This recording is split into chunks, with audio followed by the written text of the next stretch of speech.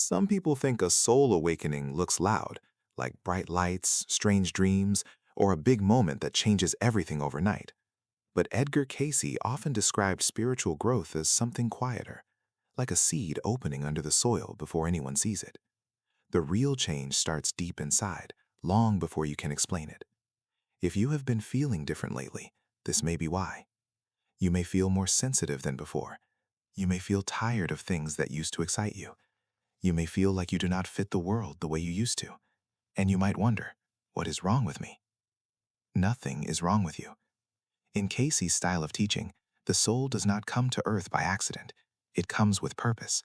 It comes with lessons, healing, and service written into what some call a pre-earth contract.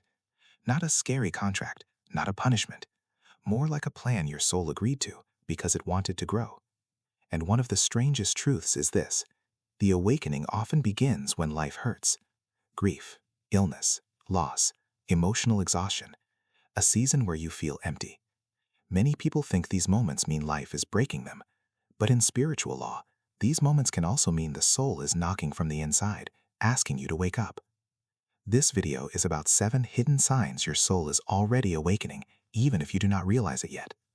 These are not signs that you are better than anyone else. They are not proof that you are special in an ego way. They are signs that your inner self is changing direction, that your soul is starting to align with what it came here to do. So if you are listening right now and you feel tired, sensitive, misunderstood, or alone, stay with me, because what you call weakness might be the beginning of your assignment.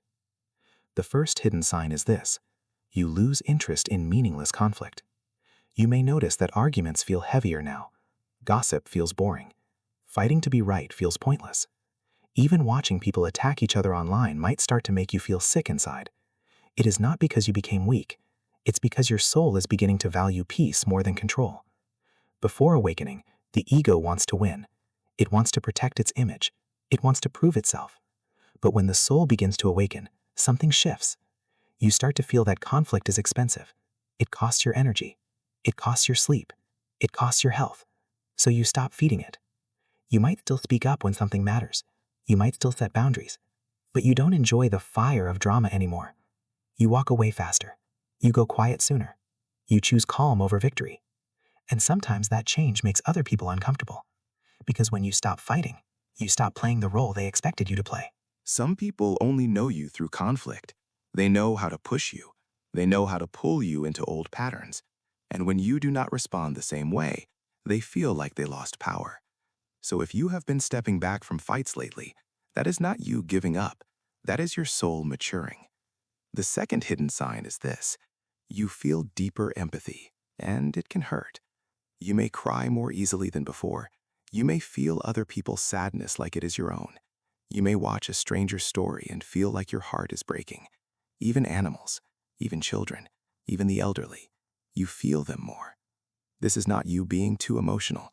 This is you becoming more awake. In Cayce-like thinking, the soul remembers connection. It remembers that life is shared. And as awakening begins, the walls between me and you start to thin. You begin to feel the truth that everyone is carrying something. And when you have been through grief, loss, or illness, empathy often grows stronger, because pain opens the heart in a way comfort never does. But here is the tricky part. Deeper empathy can also make you feel exhausted. You might feel drained after being around certain people. You might feel heavy after watching the news. You might need more quiet time than before. That does not mean you are broken. It means your sensitivity is increasing. Awakening does not always feel bright. Sometimes it feels like your nerves are exposed, like you can feel too much. So the lesson is not to shut your heart down. The lesson is to protect your energy gently, to rest, to breathe, to choose what you allow into your mind. The third hidden sign is this: your intuition starts to surge. You get knowing feelings that come out of nowhere. You think of someone and they call you. You walk into a place and you instantly feel whether it is safe or not. You meet a person and something inside you says yes or no before you even know why, and you start to trust it more. In Edgar Cayce-style spiritual teaching, intuition is not random. It is the soul's language. It is the deeper mind, the part of you that sees more than the surface. When awakening begins, intuition grows because the soul is trying to guide you back towards alignment. It is like an inner compass that becomes louder when you are close to your true path. You might also notice intuitive surges around choices, a job offer, a relationship, a move, a conversation. You may feel your body react, tightness in the chest, a calm warmth, a strange heaviness. These are not always fear. Sometimes they are your soul saying, "This is not for you," or "This is part of your contract." And if you ignore it, you may feel restless.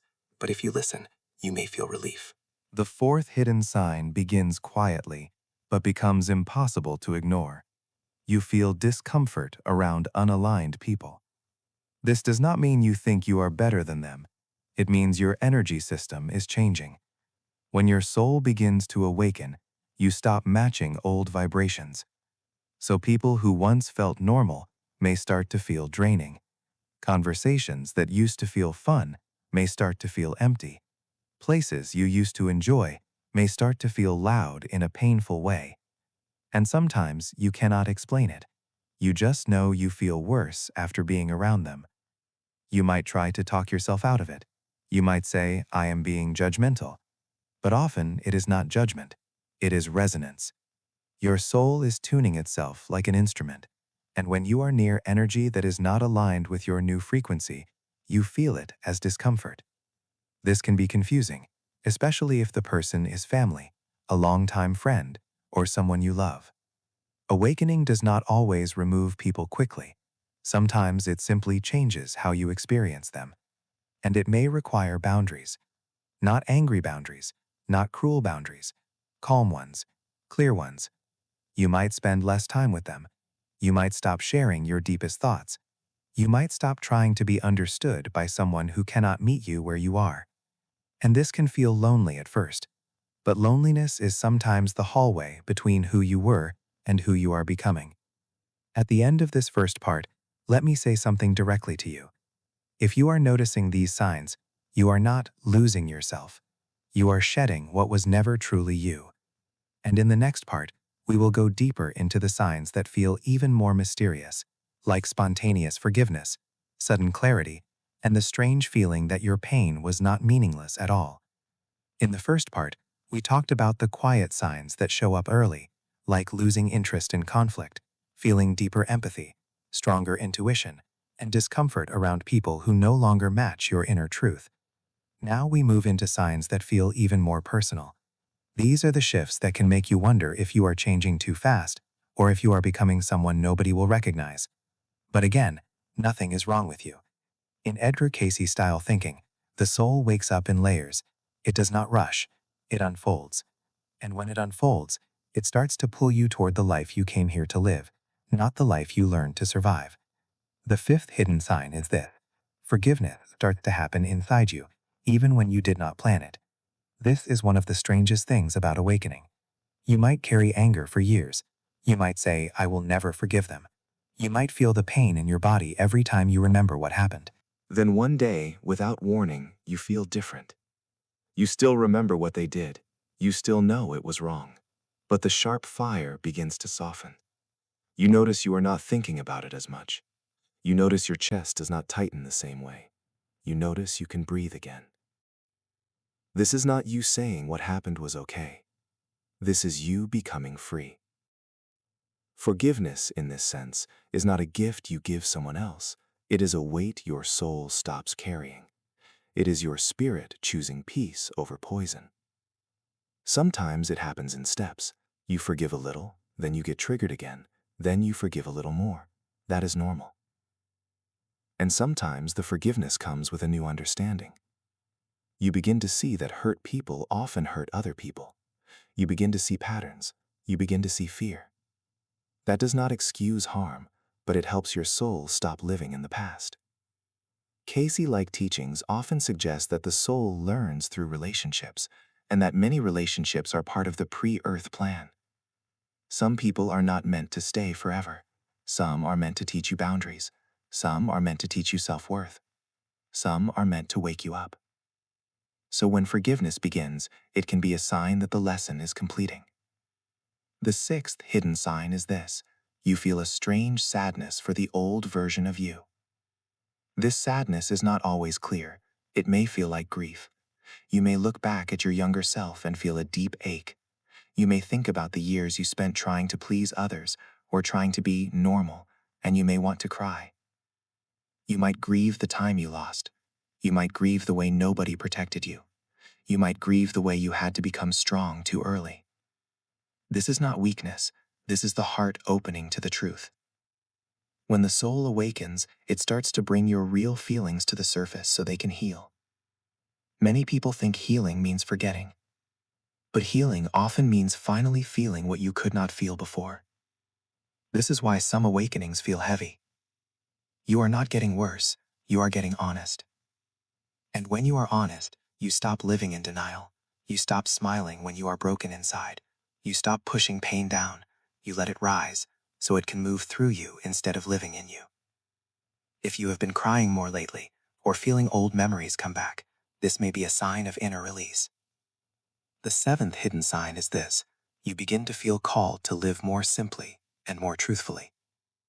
This is not about becoming poor or giving everything away. It is about clarity. You start to notice what matters and what does not.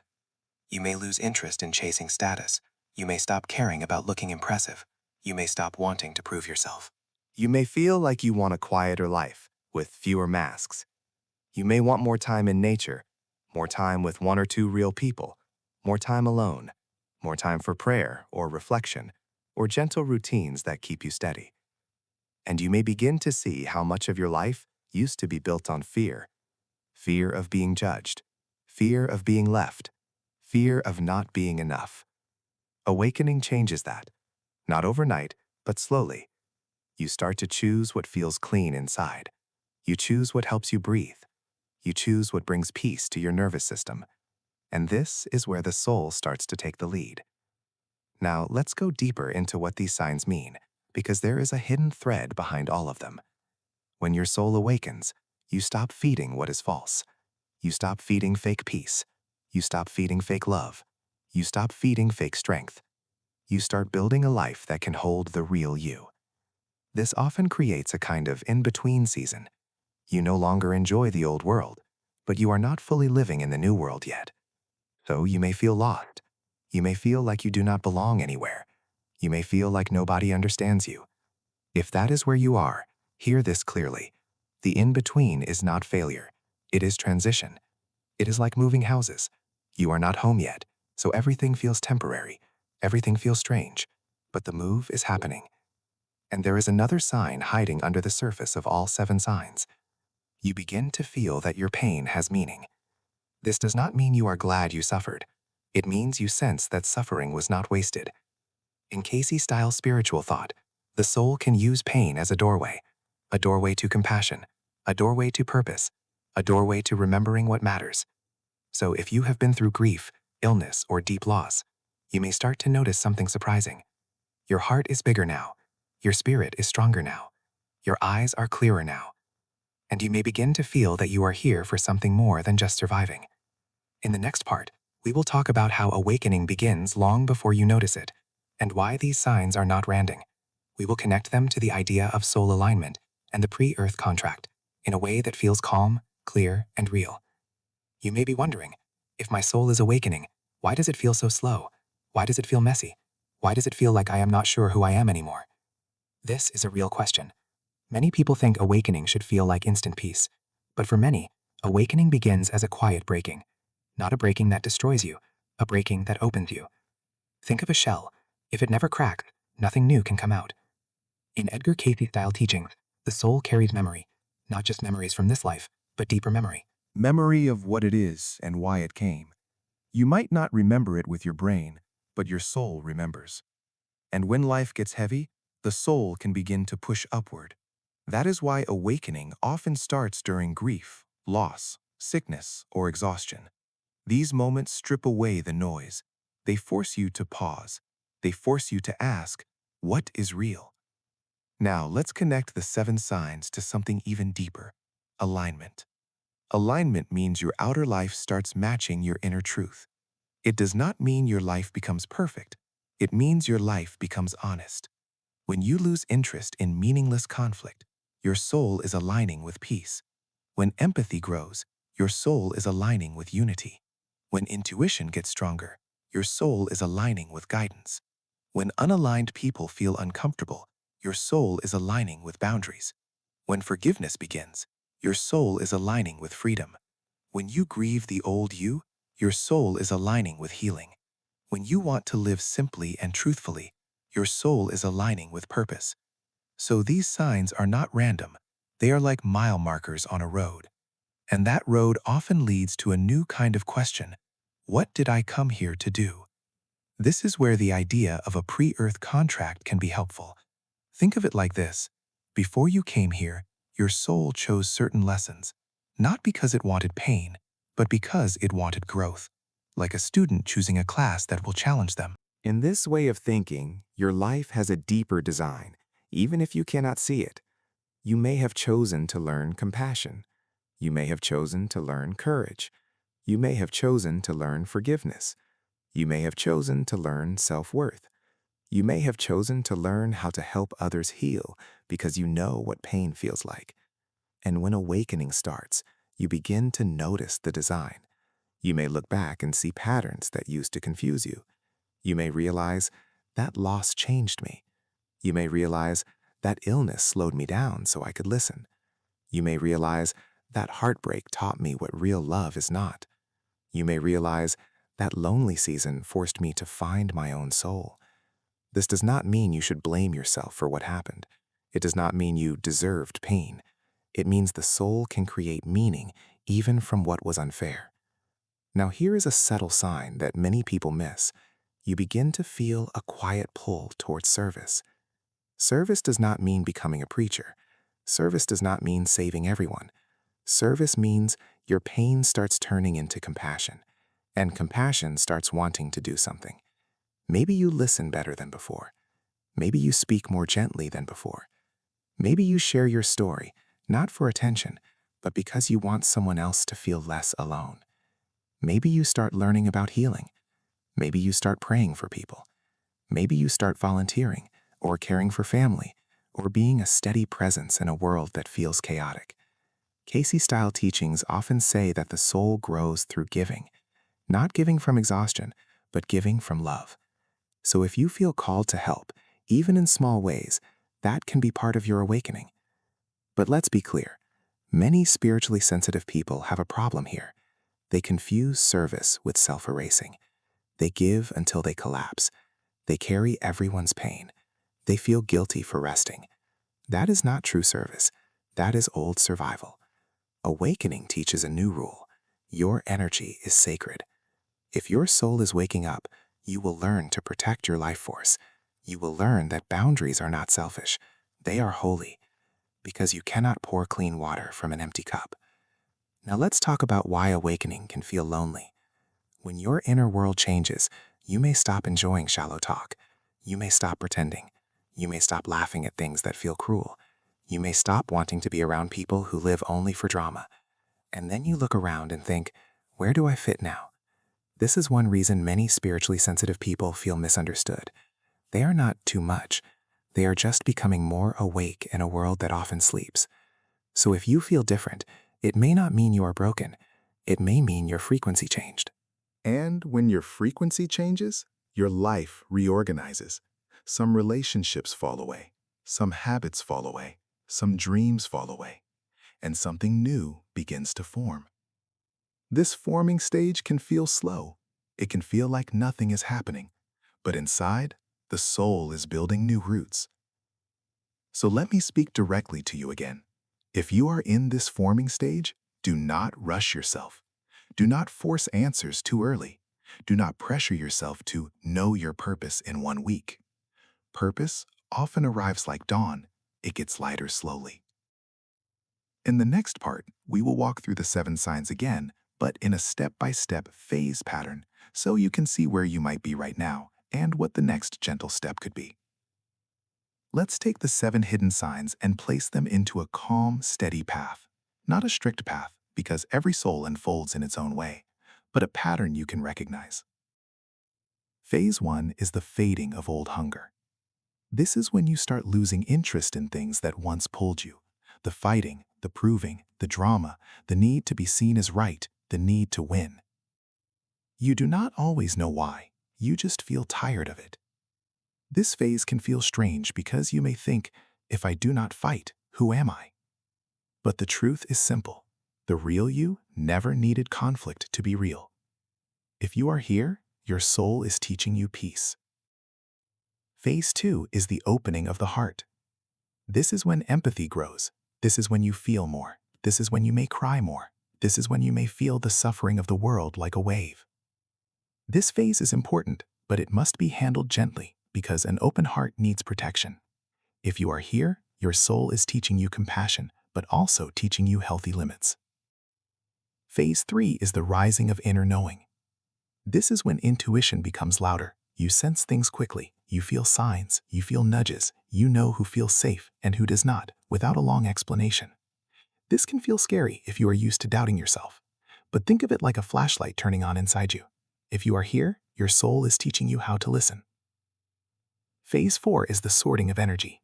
This is when certain people, places, and habits feel wrong, not because you hate them, but because they do not fit anymore. You may feel guilty in this phase. You may think, I should be able to handle this. But awakening is not about handling what harms you. It is about choosing what nourishes you. If you are here, your soul is teaching you boundaries. Phase 5 is the softening of the past. This is when forgiveness starts to grow inside you. Again, not approval, not forgetting, just release. You stop letting the past control your present. You stop giving your life force to old pain. If you are here, your soul is teaching you freedom. Phase 6 is the healing of the inner child. This is when you begin to feel sadness for the old you. You look back with new eyes. You feel grief for what you carried. You may even feel anger for the way you were treated. This phase is not a setback. It is your soul returning to the parts of you that were left behind. If you are here, your soul is teaching you tenderness. Phase 7 is the turning toward true purpose. This is when you start wanting a simpler, cleaner life. You want truth. You want meaning. You want peace in your home, peace in your body, peace in your mind. You may not know your purpose yet, but you know what is not your purpose. You may feel a quiet call to help others, or to create something, or to live in a way that brings light. If you are here, your soul is teaching you direction. Now here is a very important hidden truth. These phases do not always happen once. You may move forward, then circle back. You may forgive, then get triggered again. You may set a boundary, then feel guilty again. You may feel purpose, then feel lost again. That is not failure. That is the spiral path of growth. The soul does not move like a straight line. It moves like waves. It returns to deeper layers and heals them. So if you feel like you are back at the beginning, you might actually be at a deeper level of the same lesson. Now let's talk about what to do with these signs. Not in a loud way, not in a dramatic way, in a simple way. First, stop calling your sensitivity a problem. If you are spiritually sensitive, you may have learned to hide it. You may have been told you are too emotional, too serious, too intense, too quiet. But sensitivity is often a spiritual tool. It helps you sense truth. It helps you feel what is real. It helps you care. The goal is not to become numb. The goal is to become grounded. Second, protect your energy like it is sacred. This means you choose what you watch. You choose what you read. You choose who you spend time with. You choose where you put your attention. Attention is like water.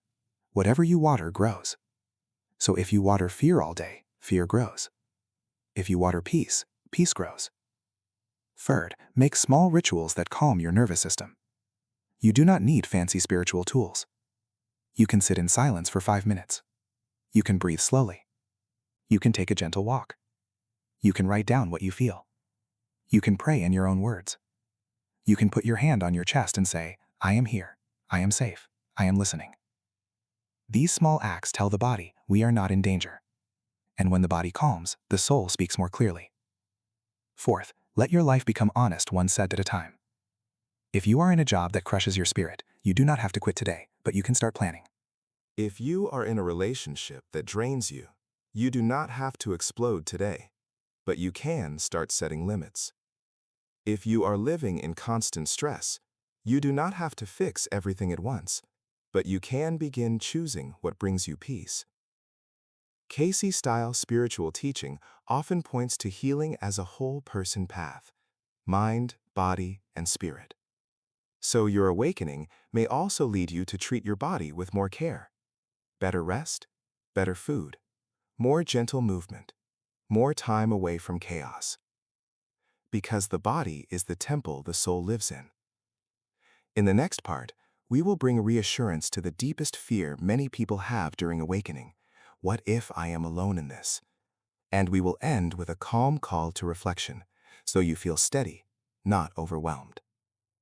If you are hearing yourself in these signs, you may also be feeling a quiet fear. The fear is not always loud. Sometimes it is just a small thought you try to push away. What if nobody understands me? What if I lose people? What if this change makes my life harder? These fears are real, and if you have already been through grief, loss, illness, or emotional exhaustion, you may want life to feel safe again. So let's talk about the deepest reassurance in this kind of spiritual teaching. You are not alone. Even if your home feels quiet, even if your friends do not get it, even if you cannot talk about this with anyone around you, you are not alone. In Cayce-like thinking, the soul is part of something larger, a stream of life, a field of spirit. And when you awaken, you begin to sense that connection again. Sometimes you feel it as a calm presence. Sometimes you feel it as a warm feeling in your chest. Sometimes you feel it as guidance that shows up at the right time. Sometimes it feels like help arriving through a stranger, a book, a memory, or a simple moment of peace. Now, there is another reason you may feel alone during awakening. You are becoming more honest, and honesty can separate you from people who only knew your mask. Some people liked the version of you that stayed quiet. Some people liked the version of you that never said no. Some people liked the version of you that took the blame. Some people liked the version of you that played small. When you awaken, you stop being easy to control. You stop being easy to confuse. You stop being easy to use, and that can change relationships. This does not mean you must fight people. It means you must be true. Truth is calm. Truth is steady. Truth does not need to scream. Truth can be as simple as saying, "That does not work for me anymore." Truth can be as simple as choosing rest. Truth can be as simple as not answering a message right away. Truth can be as simple as walking away from an argument. Now let's return to the main promise of this video. These 7 signs are confirmations. They are not punishments. They are not proof you are too sensitive. They are not proof you are falling apart. They are evidence that your soul is aligning. And in this teaching style, alignment is the beginning of healing. Living in fear while calling it normal. Awakening is the soul's way of saying, we cannot live this way anymore. And if you are watching this while grieving someone you lost, there is another layer here. Grief can feel like the world ends. It can feel like the light is gone. It can feel like your life is split into before and after. But in spiritual teaching about the soul, love does not end. The bond does not end. The body ends, but the soul continues. You may still feel them. You may dream of them. You may sense them around you in quiet moments. You may feel comfort that does not come from your mind. And even if you do not feel signs, it does not mean they are gone. Sometimes grief is too loud at first. The heart needs time to settle. But many people who go through deep loss also begin to awaken, because grief breaks the illusion that life is only physical. Grief makes you ask bigger questions, and those bigger questions can open a doorway. Now, if you are dealing with illness or emotional exhaustion, awakening may look like a slow return to yourself. You may not have energy for big spiritual practices. That is okay. Your awakening can be simple. It can be choosing kindness toward your body. It can be listening to your needs. It can be letting yourself rest without guilt. It can be refusing to shame yourself for being tired. It can be saying, my body is speaking and I will listen. Because sometimes the soul uses the body to get your attention, not to punish you, but to slow you down enough to change direction. Now let me bring all 7 signs back in one calm stream, so you can feel them as a whole. 1. You lose interest in meaningless conflict because your soul values peace. 2. You feel deeper empathy because your heart is opening. 3. Your intuition surges because your inner guidance is turning on. 4. You feel discomfort around unaligned people because your energy is sorting itself. 5. Forgiveness begins because your soul is ready to be free. 6. You grieve the old you because healing is finally happening. 7. You want a simpler, truer life because purpose is calling you home. If even one of these signs feels true, you are already in the awakening process. Even if you cannot name it, even if you do not talk about it, even if you still have bad days. Now here is the calm action step.